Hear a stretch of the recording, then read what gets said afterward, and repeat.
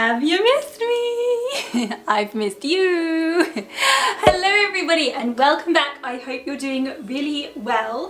Today I wanted to talk about tips for choosing an accessible house, whether you're renting or you're buying. Mainly more for the buyer, I would say. One of the most popular videos on my channel is in fact my house tour, so if you haven't seen that, go and check it out before you watch this one. And then another really popular one was our accessible garden transformation. So again, if you've not seen that one, go and have a look at that because we really enjoyed making that one actually, and I would love to make more home accessible idea videos. When we were looking for a house, literally 0 of them were accessible. We were very lucky with this house that in fact the occupant before us did have a disability, but then we've also done things to make it even more accessible for myself. How did you know that there are 14.1 million disabled people in the UK, but only 7% of houses are accessible? That means that 4 out of 5 disabled people are living in unsuitable accommodation, and believe me, I know the struggles. A big shout out to Disability Horizons, which is an online disability magazine and website. They have so much useful information in there, and I came across a tips for choosing an accessible house guide that you can sign up for and download and keep with you and tick things off when you're going around your house. So I will leave a lot of useful information down in the description box. I won't bore you with it all now, but if I haven't left the links, just Google them and make sure to get a pen and paper because I'm going to talk through all of the ideas to think about when you are looking for an accommodation. So the first thing to consider is, what type of property do you want? Do you want a bungalow? Do you want a house? Or do you want an apartment? Or over here we call them flats. Obviously, when you have a house that has got 2 stories, so then you're going to have to consider how you're going to get upstairs, and I'll talk about that in just a minute. If you want a bungalow, which is a 1-story house in this country, they tend to be owned by older people, so tend to need a lot of renovating.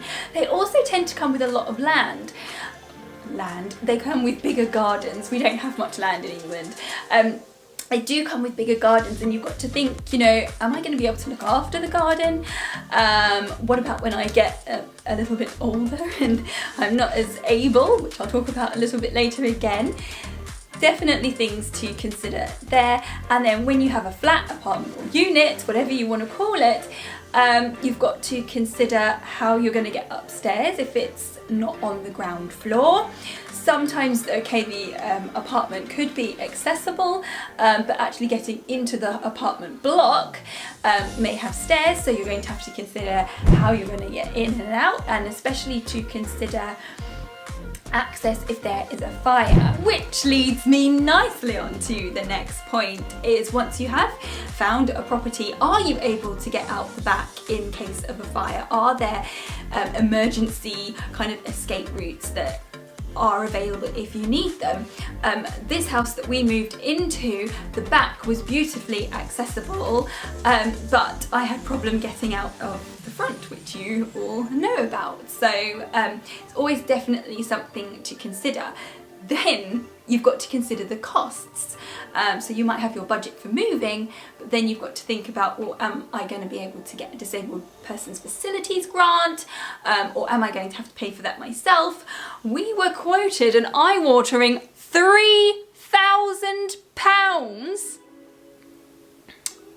Yeah, I did say that correctly. £3,000 for a ramp to be installed at the front of the house. Yes, it's not cheap being disabled, is it? Not cheap. Oh, I have a whole video all about the extra costs of being disabled, so feel free to check that out after this video. So another thing that's really important to consider is, once you've maybe seen a place that you really like the look of and you can actually get in the front door, can you move around? Are the hallways wide enough for you to move around?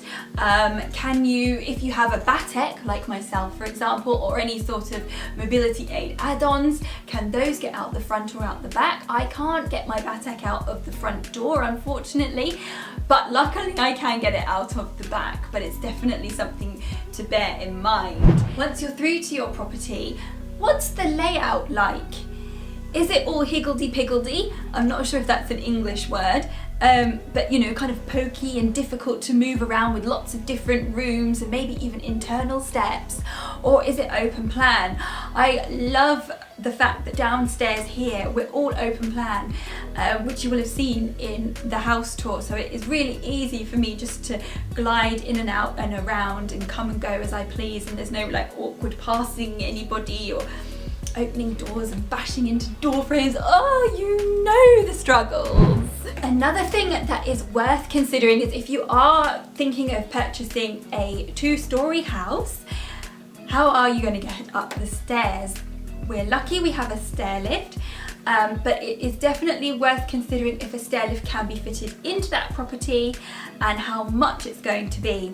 So a straight up and down stair lift is going to be slightly cheaper than a stair lift that has to go round corners, and if you need a lift, a sort of through the ceiling lift situation, that's going to take up space in the house, and you might want to think about where you're going to position that, and of course factor in all of the costs. I know many of you are ambulatory, so you can in fact climb stairs maybe on a good-ish day, so you might want to have a go at giving the stairs a go to see if you can get up and down them on good days and bad days, and see how steep they are, how dangerous they are or not, and if they go round corners. And sometimes when stairs go round the corners they become very thin and difficult to navigate, so those are always something worth considering. Maybe you would need 2 banisters added. And once you get up to the stairs, what's the landing like up there? What's it like upstairs? Upstairs in our house is a little bit smaller,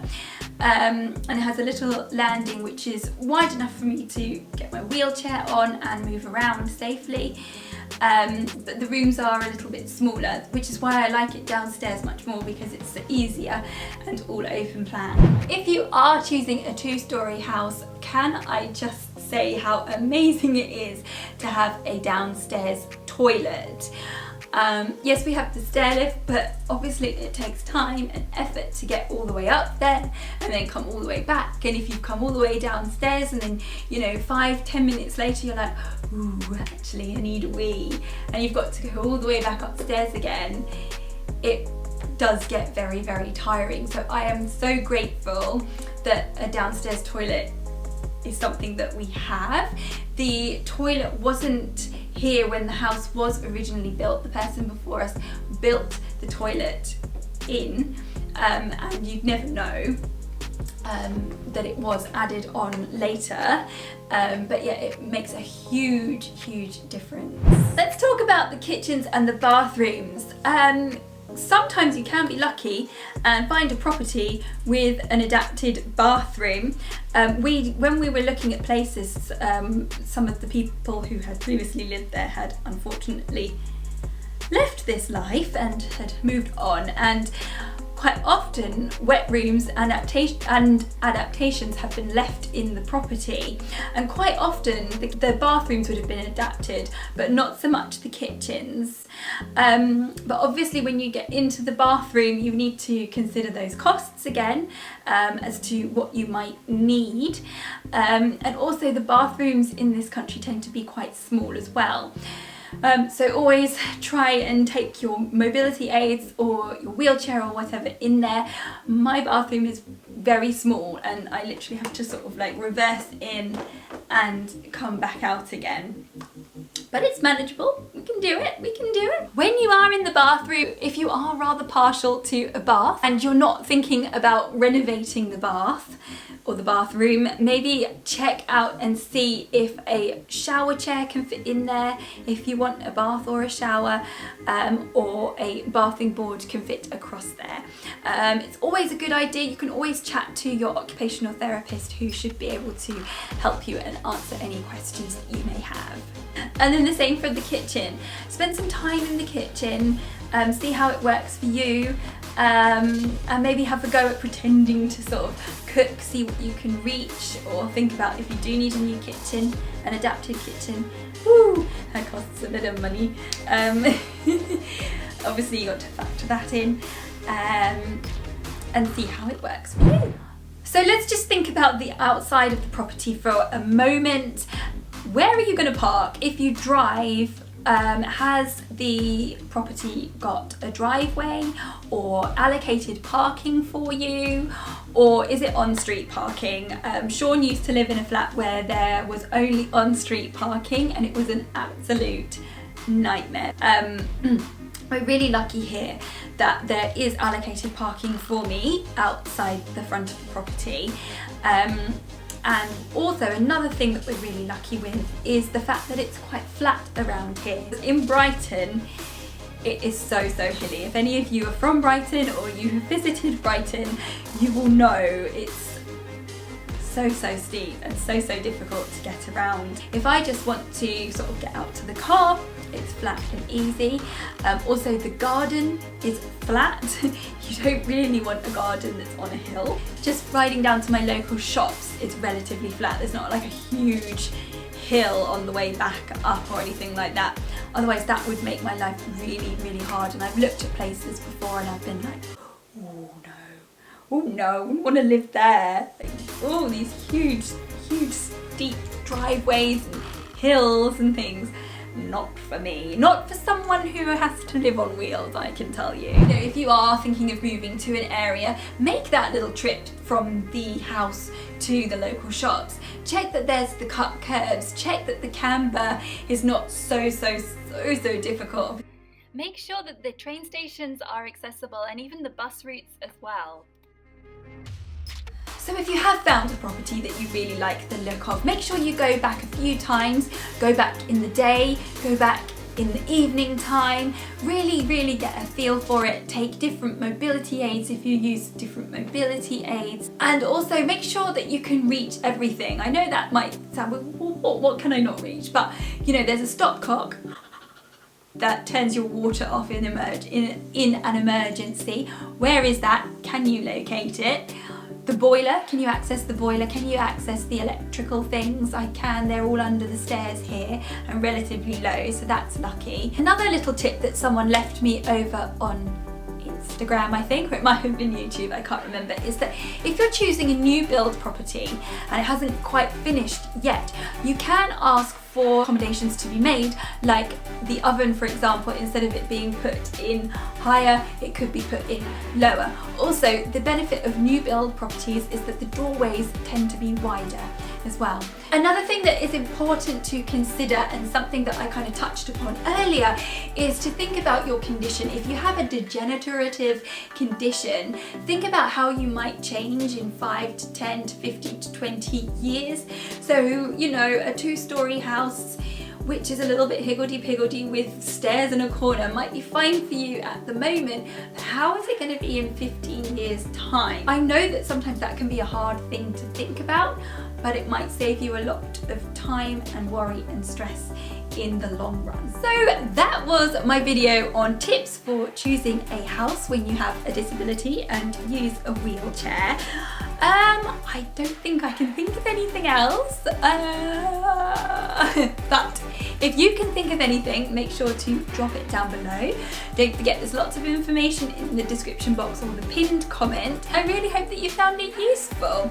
Let me know what was the most useful thing for you today, and what's something that you're really thankful for in your house that you've got to make your life easier. Thank you so much for watching. Don't forget to give me a thumbs up, subscribe, and I look forward to seeing you in my next video, which I hope won't be too long away.